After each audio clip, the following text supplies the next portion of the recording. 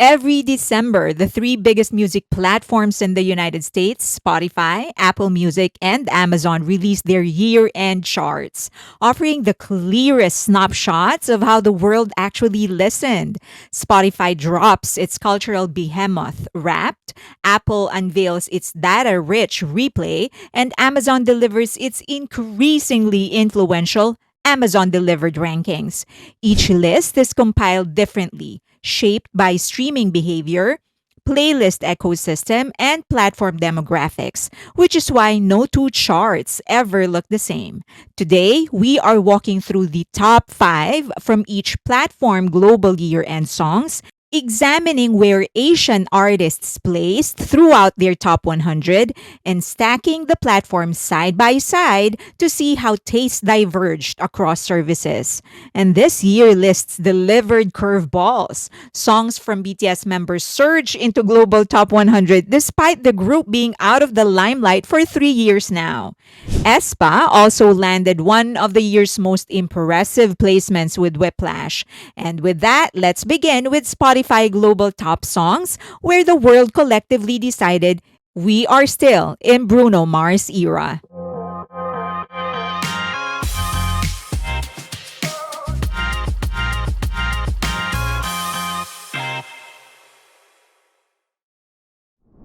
Let's start with Spotify Rap's top global songs. 16 months after release, Die With a Smile by Lady Gaga and Bruno Mars is still the most played song globally. 2024 and 2025 officially mark Bruno's grand return to world domination.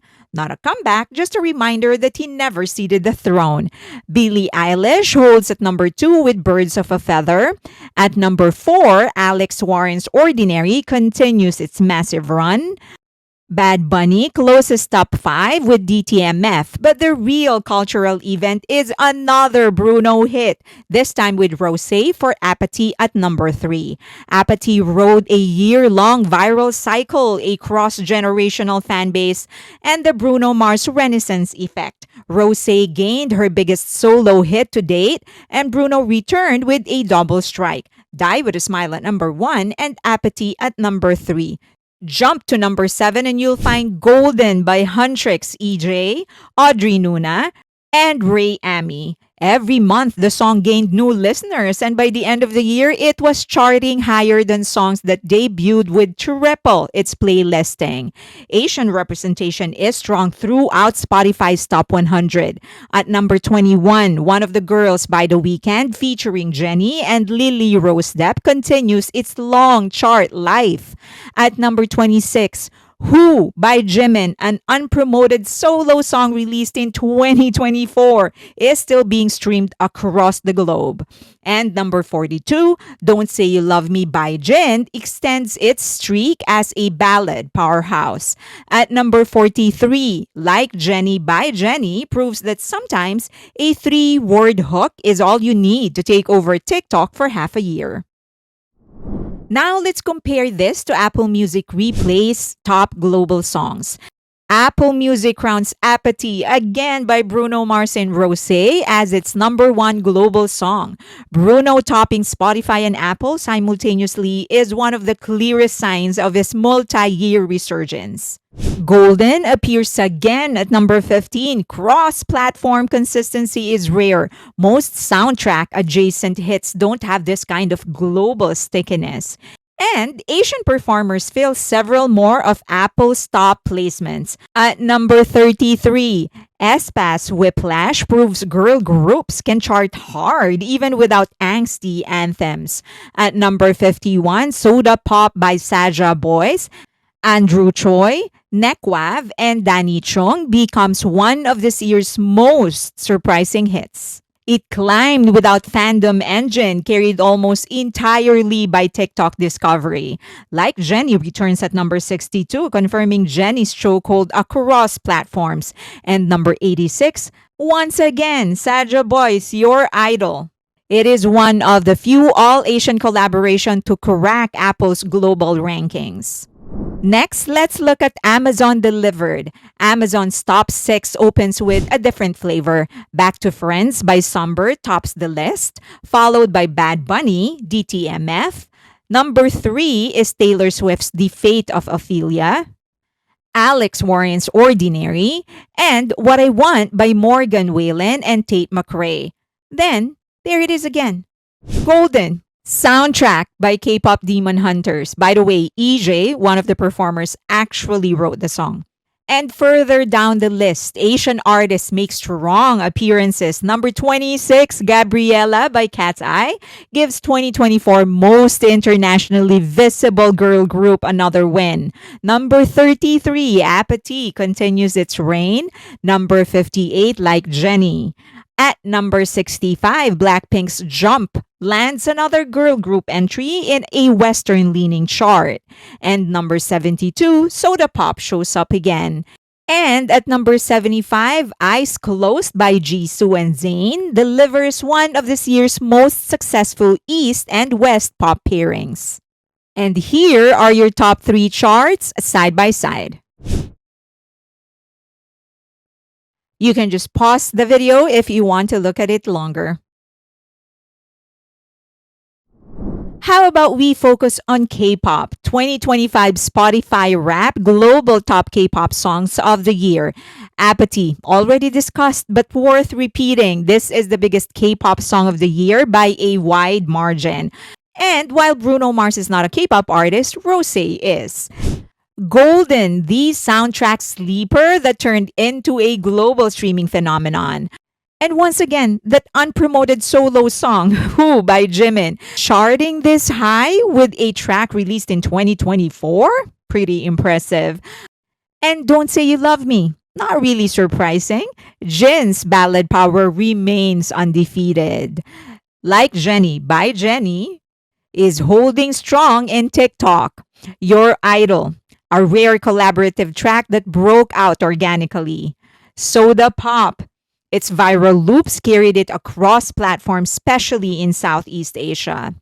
7 by Jungkook. Oh my, this was released in 2023 and it refuses to die. Not really surprising. It's the Golden Matinee. How It's Done, another song from K-pop Demon Hunters. And finally, Gabriella, rounding up top 10 by Cat's Eye. This song is impressive. It continues to rise across all major music platforms. Apple Music has not revealed its K-pop top songs for 2025, but Amazon did. Jump by Blackpink leads the pack thanks to its streaming momentum and dance challenge traction. Golden shows up yet again. At this point, it's practically hydrogen. It's everywhere. Gabriella continues Cat's Eye's consistent presence. Like Jenny secures another cross-platform placement. Ceremony by Stray Kids becomes one of Amazon's strongest boy group entries. Born Again by Lisa, featuring Doja Cat and Ray, expands Lisa's Western crossover. Spaghetti by Le Sserafim thrives in Amazon's pop-leaning algorithm, even though it was just released a month ago. And rounding up top 10, If I Say I Love You by Boy Next Door.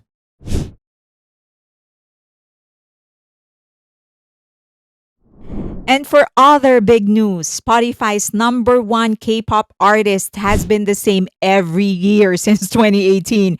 Yep, it is who you think it is. BTS, number 1 in 2018, number 1 in 2019, 2020, 2021, 2022, 23, 24, and 25. And with their comeback in 2026, they will most likely keep that top spot. But who knows, right?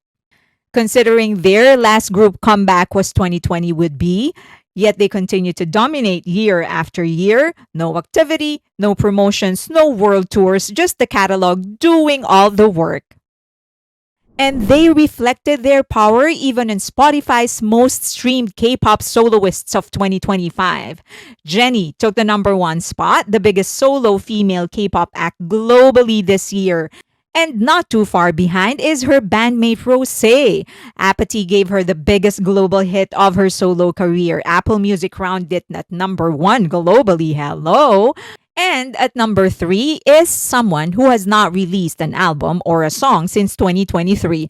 Jungkook. His staying power is absurd. His fans can't wait for the follow-up, but First, the BTS comeback. And right behind him is his bandmate Jimin. His consistency in the US is striking. Who continues to appear on Spotify US weekly and daily charts long after release. Very few K pop soloists maintain that kind of staying power without fresh promotion. And at number 5, Jin.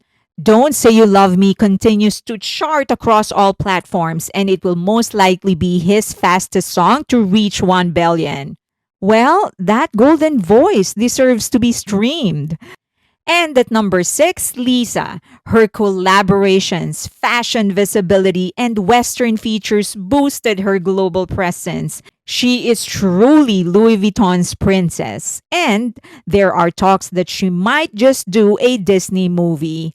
At number 7, J Hope. Older releases continue to pull consistent streams, especially in dance and workout playlists.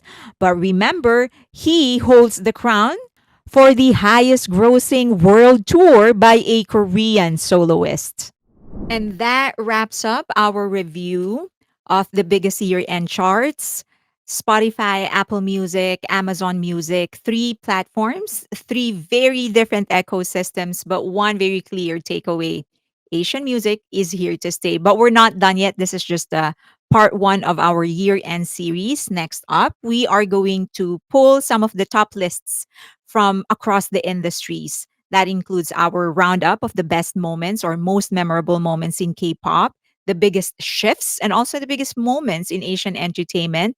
That includes the controversies, the surprises, the comebacks, and everything that you told us you loved or hated or both at the same time.